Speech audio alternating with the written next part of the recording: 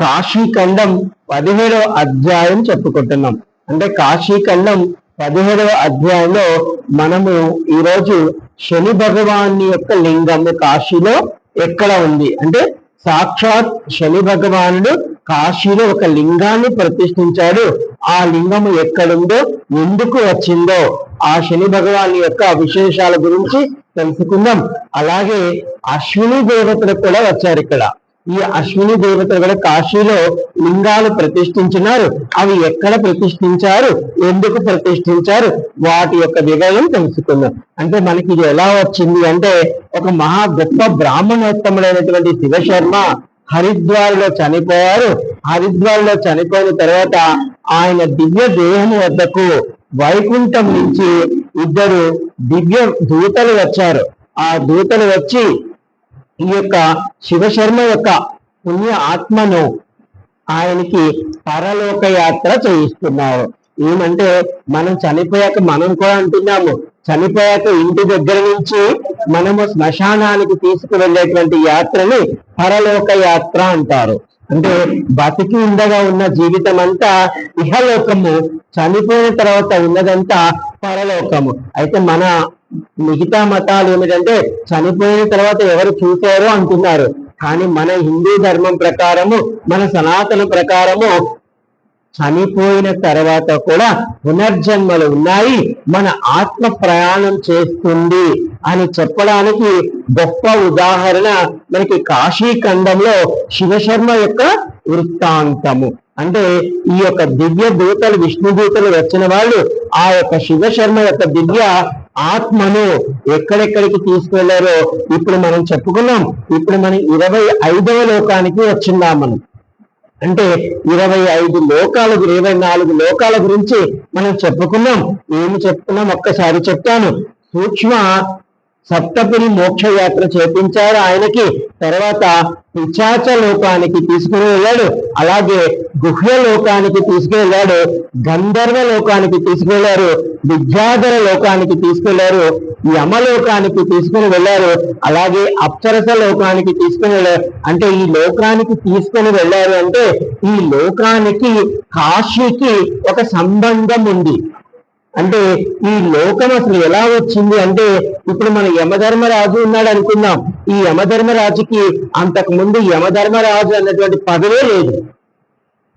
సూర్య భగవాను యొక్క కుమారుడిగా పుట్టినటువంటి యమధర్మరాజు తండ్రి యొక్క అనుమతితో కాశీకి వచ్చి విశ్వనాథునికి కొరకు ఒక శివలింగాన్ని ప్రతిష్ఠించి ఘోరాతి ఘోరంగా తపస్సు చేయగా ఈశ్వరుడు ఆ శివలింగములో నుంచి ప్రత్యక్షమై ఆ యొక్క యమధర్మరాజుకి, అంటే అప్పటి వరకు ఆయన పేరు యముడు అంతే, ఎప్పుడైతే ఆయనకు ఒక లోకాన్ని సృష్టించాడో ఆ లోకం సృష్టించి ఆ లోకానికి రాజును చేశాడు, ఆ లోకానికి అధిపతిని చేశాడు.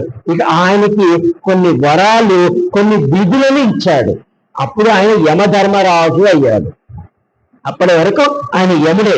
ఎప్పుడైతే కాశీలో లింగాన్ని ప్రతిష్ఠించి ఈశ్వరి అనుగ్రహము పొందాడో అప్పుడు ఆయన ఒక లోకానికి ప్రతినిధయ్యాడు. కానీ మనము కాశీకి వచ్చాము, మనము కూడా లింగాన్ని ప్రతిష్ఠించాలి. ఏమో లింగాన్ని ప్రతిష్ఠించాలంటే ఆత్మలింగాన్ని ప్రతిష్ఠించాలి. ఇక్కడ మనం అంటే కాశీకి వచ్చాము, ఇప్పుడు మనం ఇన్ని లోకాలు చెప్తాము. ఇన్ని లోకాలకు వచ్చిన ఈ దేవతలందరూ కాశీలో లింగాలు పెట్టారు. వాటి పేరు మీద లోకాలు వచ్చాయి, వాళ్ళకంటూ కొన్ని విధులు వచ్చాయి, కానీ మోక్షం రాలేదు వాళ్ళకి.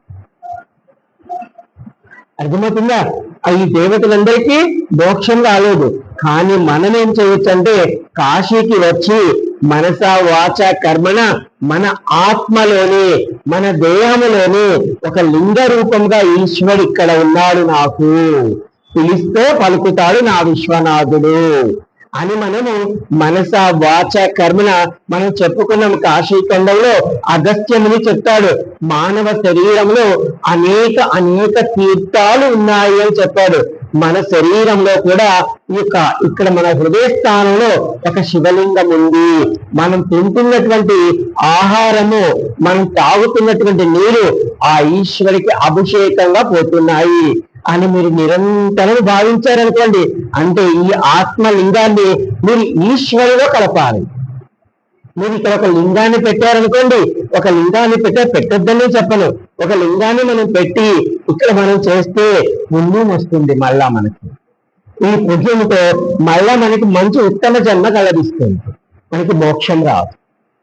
అందుకని ఒకవేళ మనం ఏం చేయాలంటే ఇక్కడ కాశీలో ఉన్నాం కాబట్టి మనం మన మనసునే ఆత్మలింగముగా చేసి సదా సదా సదా విశ్వనాథుడు అంటే కాశీలో ఉన్నటువంటి జ్యోతిర్లింగము, మహాలింగాయ జ్యోతిర్లింగము నా ఊపిరే, నా ఆత్మయే, నాలో ఉన్నటువంటి జీవమే ఈ యొక్క ఈశ్వరుడు అని భావించాలి.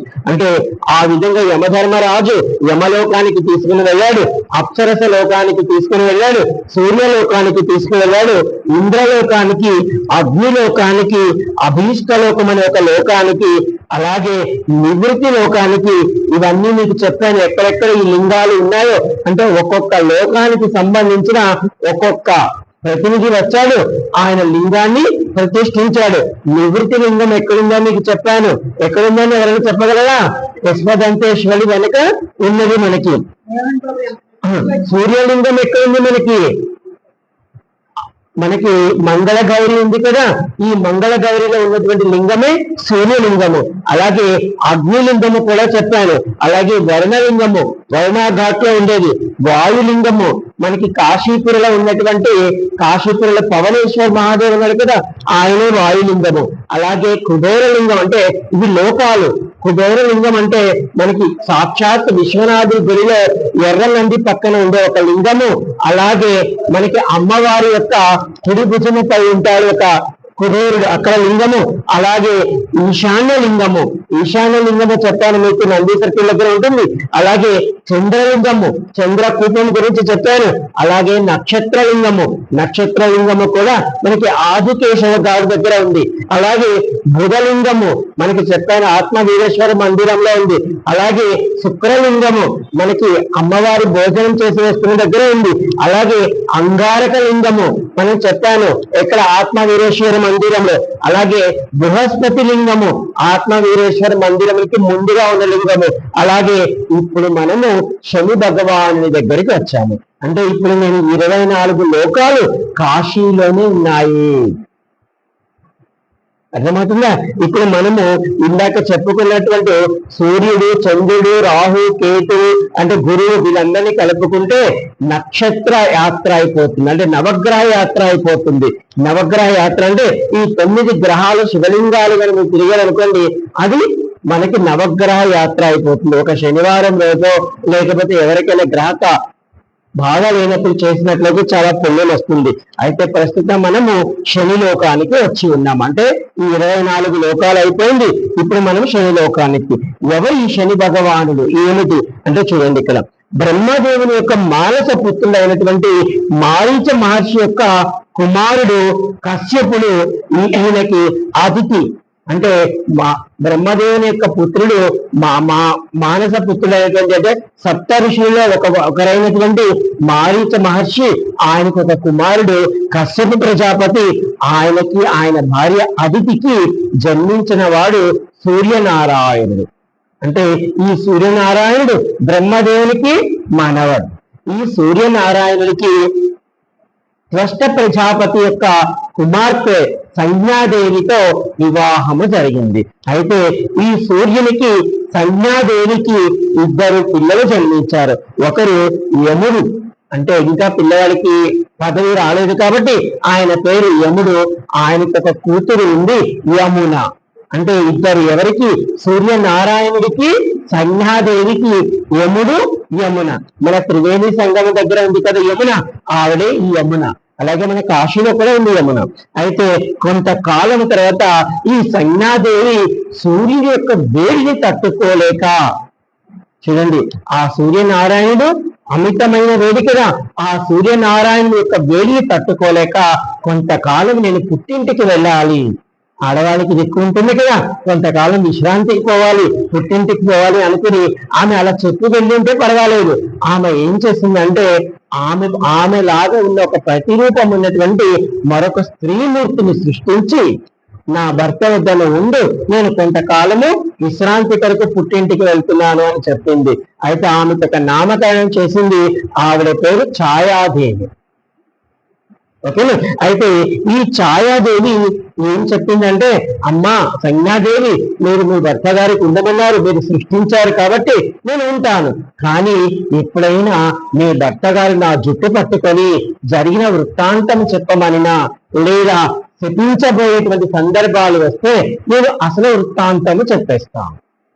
అంతవరకు అయితే చెప్పకుండా మీ భర్త గారి వద్ద మీరు ఎలా ఉన్నారో అలాగే ఉండడానికి ప్రయత్నిస్తాను అని ఆమె సంజ్ఞాదేవి వద్ద అనుమతి పుచ్చుకుంది. సంజ్ఞాదేవి ఏమి పర్వాలేదు అని చెప్పి వెళ్ళిపోయింది.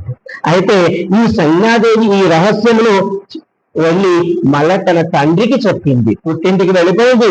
ఈ యొక్క దుష్ట ప్రజాపతి దగ్గరికి వెళ్ళి, తండ్రి గారు ఇది జరిగిన వృత్తాంతము అని ఆయనకి చెప్పింది. మనకి తండ్రి అంటే ఆడపిల్ల గల తల్లిదండ్రులు చెప్పాల్సినటువంటి ఇప్పుడు ఎవరో చెప్పట్లేదు.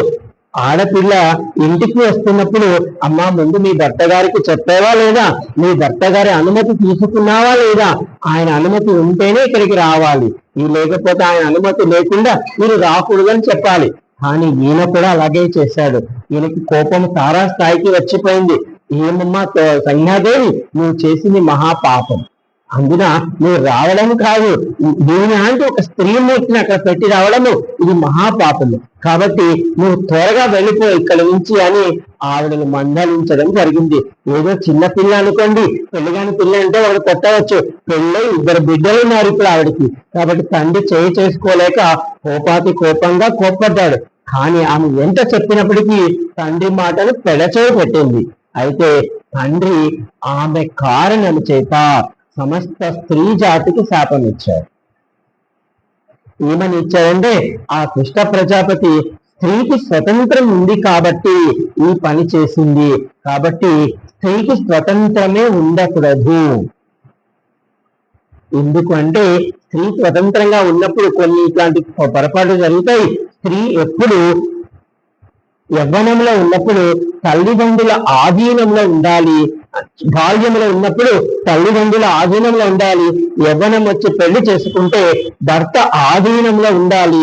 ఒకవేళ భర్త పరమపదిస్తే పిల్లల యొక్క ఆధీనంలో ఉండాలి తప్ప తను ఎప్పుడు స్వతంత్రంగా తిరగకూడదు అన్నది అక్కడ కృష్ణ ప్రజాపతి యొక్క అనుమతి. కానీ దీన్ని తప్పుగా అర్థం చేసుకోకండి.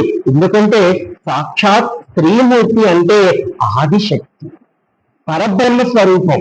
అందుకే సాక్షాత్ ఈశ్వరి కంటే ముందు దుర్గామాత, ఆవిడొక్కడే ఉండి అంత పరిపాలించవచ్చు. కానీ నేను ఉండకూడదు అనుకుని ఆవిడ ముగ్గురిస్తుంది, ఈశ్వరుని సృష్టిస్తుంది. ఈశ్వరుడు మళ్ళా విష్ణు బ్రహ్మని సృష్టిస్తాడు. మళ్ళా ఆవిడే 3 రూపాలుగా మారి వస్తుంది.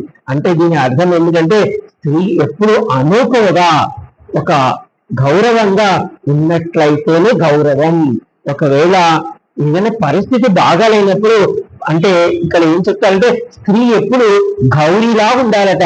అంటే ఆవిడ చూడగానే నమస్కరించేలా ఉండాలి.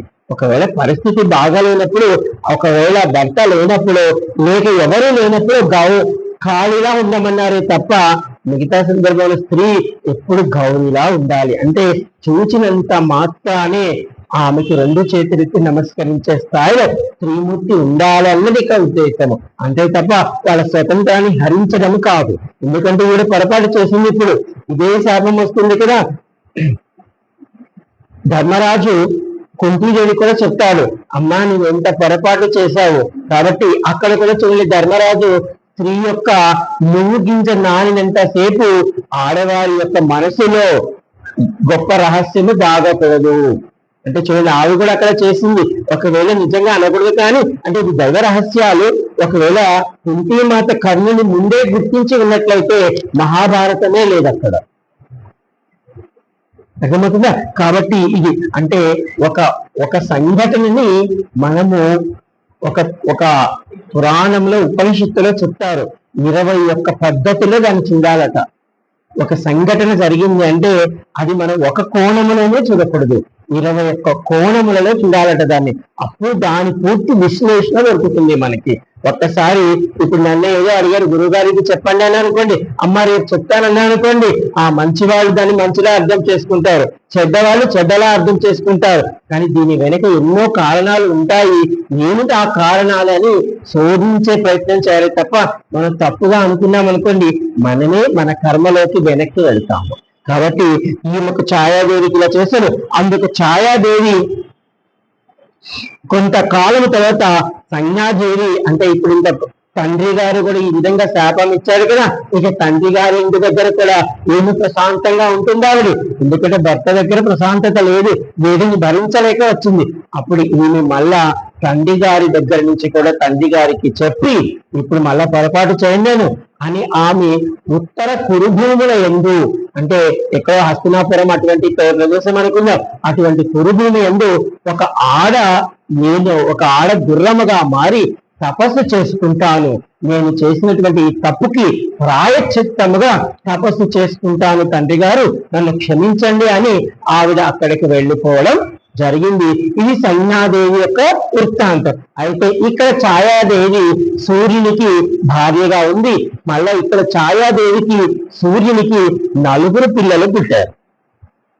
సంజ్ఞాదేవి ఆ స్థానంలో వెళ్ళిపోయింది. సంజ్ఞాదేవి నిశ్చింతగా వెళ్ళిపోయిన తర్వాత ఈ యొక్క దుష్ట ప్రజాపతి, అంటే బాల్యము నుండి ఛాయాదేవి ఎవరెవరు అంటే 4 పిల్లలు, ఎవరు ఆ పిల్లలు అంటే ఛాయాదేవికి అష్టమ మనువు, అలాగే సావన్ని, అలాగే శనేశ్వరుడు, భద్ర.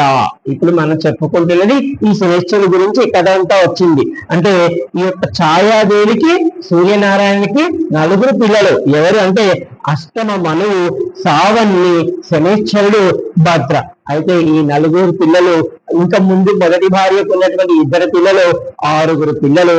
పాపం స్త్రీకి ఉన్నటువంటి సహజ ధర్మం వచ్చే ఆమె ముందు ఉన్న భార్య పిల్లల్ని సరిగా చూడడం మొదలు పెట్టింది. అంటే సరిగా చూడట్లేదు, నేను 4 పిల్లలు ఉన్నారు, తన పిల్లల్ని చూసుకోవడమే సరిపోతుంది, ఇంకా వాళ్ళని చూస్తుంది. అంటే ఛాయాదేవి స్త్రీ స్వభావం వల్ల సవతి పిల్లల ముందు భేదము చూపడం మొదలు పెట్టింది. అయితే ఇది యముడు భరించలేకపోయాడు. మా అమ్మ మునుపటిలాగా చూడట్లేదు, కాబట్టి ఇది నిజంగా మా అమ్మ కాదా? మన పిల్లలు కూడా చూడండి, మనం ఏదన్నా అడిగామనుకో, నువ్వు నిజంగా మా మమ్మీ ఏమైనా, లేకపోతే నువ్వు నిజంగా మా డాడీ ఏమైనా, మన వాళ్ళ వస్తువు ఇవ్వలేదనుకోండి, నువ్వు నిజంగా మీ అమ్మాయినైనా అంటారు. అంటే ఇలా కూడా ఇక్కడ యమధర్మరాజు, అంటే ఇది ఆది నుంచి వస్తున్నాయి. ఇక్కడ ఈ యమధర్మరాజు ఏం చేశారంటే, నీవు నిజంగా మా కన్న తల్లివి కాదు అని మాట పెరిగి ఆయన కన్న తల్లిని, అంటే ఛాయాదేవిని కాలుతో తన్నడం మొదలు పెట్టారు. అంటే అలా జరిగింది అనమాట. అలా జరిగితే ఆవిడ ప్రతిస్పందనగా ఛాయాదేవి నీ కాలు పడిపోతుంది అని శాపమిచ్చు. చూడండి, అయితే ఇప్పుడు ఈ యొక్క యమధర్మరాజు ఛాయాదేవి శపించినటువంటి ఈ శాపానికి తండ్రి వద్దకు వెళ్ళాడు. తండ్రి గారు అంటే తండ్రి ఎవరు? సూర్యుడు. తండ్రి వద్దకు వెళ్ళి సూర్య భగవాన్ని తపించి, బాల్య చాపం వలన అజ్ఞానము చేత చేయకూడని పని చేశాను తల్లి అని. కాబట్టి తండ్రి గారు నన్ను క్షమించి అమ్మ యొక్క శాపం నుంచి విముక్తిని చెప్పండి అని. అంటే అప్పటి వరకే అమ్మ అనుకుంటున్నాడు, కానీ అమ్మలో భేదం కనబడుతుంది. ఈ అమ్మడికి ఇంకా అసలు రహస్యం తెలియదు, ఇంకా ఎవరికీ తెలియదు అక్కడ. అని అప్పుడు ఇది గ్రహించిన సూర్యనారాయణుడు, నిజంగా సొంత తల్లి అయితే ఇలా ఎప్పుడు బిడ్డకి శాపం ఇవ్వదు, కాబట్టి ఈవిడ సొంత తల్లియా కాదా అన్న విషయము ఇక్కడ సూర్యనారాయణుడికి అనుమానము, సందేహము మొదలైనది. అయితే ఈయన ఈ యొక్క ఛాయాదేవిని సమీపించి జరిగిన వృత్తాంతం చెప్పమని ఆమెను గట్టిగా బలవంత పెట్టారు. అంటే ఆమె ముందు చెప్పింది ఛాయాదేవి, ఎప్పుడైనా భర్త గారు నా జుట్టు పట్టుకునే పరిస్థితి ఏర్పడినా, లేదా నన్ను శపించే పరిస్థితి ఏర్పడినా నేను అసలు విషయం చెప్పేస్తాను అని చెప్పడం మొదలుపెట్టింది. అయితే ఏదో కాళ్ళకు చెప్పేసి ఈ యొక్క సూర్యునికి ఛాయాదేవి ఉన్న యథార్థము చెప్పేసింది. ఏం చెప్పిందంటే, అయ్యా మీ యొక్క మొదటి భార్య సంజ్ఞాదేవి, ఆవిడ మీ వేడిని తట్టుకోలేక ఆవిడ లాగే ఉండేలా నన్ను ఒక ఛాయారూపాన్ని సృష్టించి ఆవిడ అనుమతి ఇచ్చింది, ఆజ్ఞ ఇచ్చింది, మీ యందు నేను భార్యగా ఉండమని. కాబట్టి నేనే దోషము చేయలేదు, ఆవిడ చెప్పిన పాలన ప్రకారం నేను చక్కగా మీ యందు భార్యగా ఉన్నాను, 4 పిల్లలకి కూడా నేను జన్మనిచ్చాను, ఏదో ఇది జరిగింది కాబట్టి నన్ను క్షమించండి అని ఈవిడ చెప్పడం. అయితే ఇది ఎప్పుడైతే ఈ యొక్క సూర్యనారాయణకి జరిగిన వృత్తాంతం తెలిసిపోయిందో, ఎందుకంటే నిజంగా సూర్యనారాయణకి సంజ్ఞాదేవికి గొడవ పడి వెళ్ళిపోయి ఉంటే ఆపద పైన అనుకునేవాడు, కానీ ఆయనకి అసలు తెలియదు కదా. కాబట్టి ఈయన మళ్ళా కృష్ణ ప్రజాపతి దగ్గరికి వెళ్తాడు, మామగారింటికి వెళ్తాడు, అక్కడ సంజ్ఞాదేవి ఉందా లేదా అని తెలుసుకోవడానికి. అది మళ్ళా చెప్తాను. అయితే ఈ లోపల ఈ యొక్క సంజ్ఞాదేవి కథ తెలిసిపోయింది కాబట్టి ఛాయాదేవికి మునుపటి ప్రేమ కంటే ప్రేమ తగ్గింది సూర్యనారాయణ వద్ద. ఎందుకంటే మొదటి భార్య ఉంది కదా, ఇప్పటి వరకు తెలియదు కాబట్టి ఈయనే భార్య అనుకుంటున్నాడు. ఇక్కడ ఈ యొక్క ఛాయాదేవికి ప్రేమ తగ్గిపోయింది, మరియు సూర్యనారాయణుడు మొదటి భార్య కోసము పరిగెత్తినాడు. ఇప్పుడు ఈ యొక్క ఛాయాదేవి యొక్క కుమారుడైనటువంటి 4 పుత్రులుగా ఉన్నటువంటి ఈ యొక్క శని భగవానుడు ఈ యొక్క అమ్మకి జరిగినటువంటి ఘోర అవమానాన్ని తట్టుకోలేకపోయాడు. చూడండి, ఇప్పుడు ఈ శని భగవానుడు ఇప్పుడు నేను మా అమ్మకి గౌరవం ఇవ్వాలి, మనకి తర్వాత చెప్పుకుంటాం, ధ్రువుడి చరిత్ర కూడా ఇదే చేస్తాము. అంటే మా అమ్మకి ఇప్పుడు గౌరవం ఇవ్వాలి, కాబట్టి మా అమ్మకి గౌరవం ఇవ్వాలి, కాబట్టి నేను ఇప్పుడు ఏమి చేయాలి అనుకుంటాడు. కాశీకి వస్తాడు, అంటే కాశీకి వచ్చి ఒక లింగాన్ని పెడతా చూద్దాం. తల్లికి జరిగిన ఘోర అవమానంతో ఛాయాదేవి పుత్రులైనటువంటి శని భగవానుడు కాశీకి వచ్చి ఒక లింగాన్ని ప్రతిష్ఠించి మహాదేవుని ఆరాధించాడు. ఆ తర్వాత ఛాయాపుత్రుడు వారణాసి యందు ఒక లింగాన్ని, మనం మణికర్ణిక దగ్గర ఉంటుంది ఈ లింగము, శనేశ్వర లింగము, కానీ ఆత్మవీరేశ్వరి మందిరంలో కూడా ఒక లింగం ఉంది. శనేశ్వరుని అనుగ్రహం వల్ల ఉన్నత లోకాలు అనుగ్రహ స్థానమును పొందవచ్చు అనుకుని తపస్సు చేస్తున్నాడు. ఈశ్వరుని అనుగ్రహంకు వారణాసి యందు శని భగవానుడు ప్రతిష్ఠించినటువంటి లింగం దగ్గర ఘోరాతి ఘోరంగా ఈయన తపస్సు చేస్తూ ఉంటే ఈశ్వరుడు ప్రత్యక్షమయ్యాడు. ఎందుకంటే తల్లి మీద ప్రేమతో చేస్తున్నాడు కాబట్టి. అలా ప్రత్యక్షమైనటువంటి ఈశ్వరుడు ఈ యొక్క శని భగవానుడికి, ఓ శని భగవాన్, నీకు ఒక, అంటే అప్పటి వరకు శని, మనం శని అని పిలవకూడదు, ఎందుకంటే గౌరవం ఇవ్వాలి వాళ్ళు. అంటే మనం ఇక్కడ చెప్పుకునేటప్పుడు ఇక్కడ తక్కువ ఉంది, కానీ వాళ్ళు ఇప్పుడు తర్వాత శని భగవాన్ కాబట్టి ఈ శని భగవాను నీకు ఒక లోకాన్ని సృష్టిస్తాను, అది శని లోకము. ఎందుకు ఆ లోకాన్ని సృష్టిస్తున్నానంటే విశ్వేశ్వరుడు దక్షిణమును, అంటే ఎవరైతే వాళ్ళ కర్మల యందు లోపాలు చేస్తూ ఉంటారో, ఎవరైతే వాళ్ళు చేసేటువంటి పనుల యందు అల్పముగా ఆలోచిస్తారో, ఎవరైతే తప్పులు పొరపాట్లు చేస్తారో వాళ్ళందరికీ ధర్మముగా నువ్వు చూసి వాళ్ళకి మనం చేసినటువంటి పనులకు, అంటే మంచి పనులకు మంచి, చెడు పనులకు చెడు ఫలితాలను ఇస్తూ ఉంటాడు శని భగవానుడు. ఇలా వరం ఇచ్చాడు, అలాగే శనిలోకం ఇచ్చాడు. అప్పుడు చెప్తున్నాడు ఈశ్వరుడు, మీ తల్లిగారైనటువంటి ఛాయాదేవిని చాలా చాలా సంతోషముగా మీ శనిలోకంలో ఉంచుకోవచ్చు. అంటే ఇంతవరకు సూర్యనారాయణ దగ్గర ఉంది కదా, అక్కడ విలువ తగ్గిపోయింది కదా, రెండవ భార్యగా మారిపోయింది, అప్పటిదాకా మొదటి భార్య అనుకుంటున్నారు. కాబట్టి మీ లోకానికి తీసుకుని వెళ్ళి మీ లోకంలో అవన్నీ ఉంచుకోవచ్చు అని చెప్పాడు.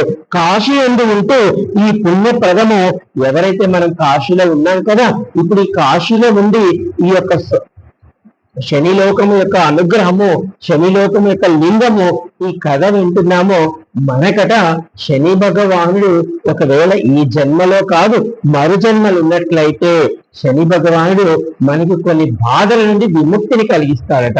అంటే ఏలినాటి శని అని, అర్ధమ శని అని ఉన్నాయి కదా కొన్ని, అటువంటి శని ప్రభావాలు ఉన్నా, అంటే అలాంటి ప్రభావాలు ఉన్నప్పటికీ గొప్ప స్థాయిని కల్పిస్తాడు. నన్ను క్షమించాలి, నేను ఆపనన్నా.